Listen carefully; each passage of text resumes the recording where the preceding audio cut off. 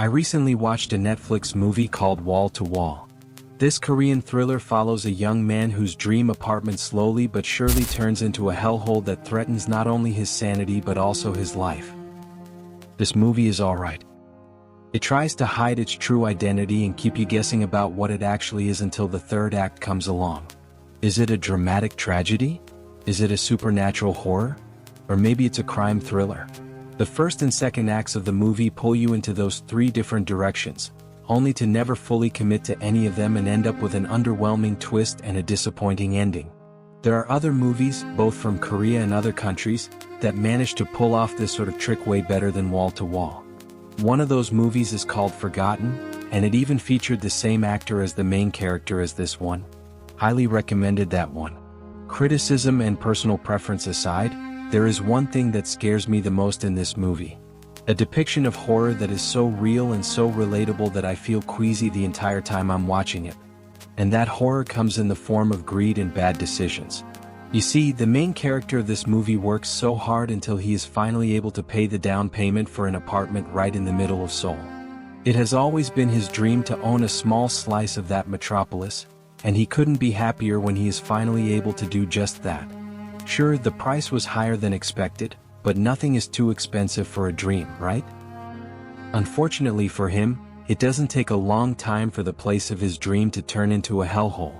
From the exorbitant monthly payment to an increasingly high cost of living to bad investment decisions, the main character quickly finds himself trapped in a horrendous financial situation with no end in sight. He even takes on delivery gigs after work and cuts back on water and electricity, but none of it makes a dent in his tremendous financial burden. And that helpless situation is precisely the thing that scares me the most.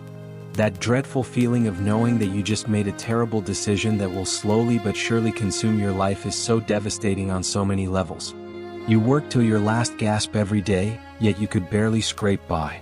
You stay in your soul-crushing job because you need what little money they have to offer. You find some side hustle with atrocious pay, but you need to do it anyway if you want to survive. You want to have a decent meal once in a while, but everything is too damn expensive. You want to blame the incompetent government and the greedy billionaires, but quickly realize that none of your words will ever reach them. You're just howling at the darkness. Your self-esteem is at its lowest level. Your dignity has been torn to shreds and your confidence has long gone. You look at a distance and you can't see the end of the tunnel. You can't see a way to escape this hellhole. You look down from your window and suddenly feel that the cold embrace of the concrete below might not be so bad after all. Everything is dark, cold, and helpless. That is a true horror for me. A kind of terror that is way scarier than deranged serial killers or vengeful spirits. The kind of nightmare that I'm still struggling to get away from. The kind of horror that I am too familiar with. Wall to Wall depicts this brand of realistic horror so vividly in the first half of the movie. Sure, everything turns into a cliché afterward, but at least for the first part of the film, I feel restless, anxious, and truly afraid.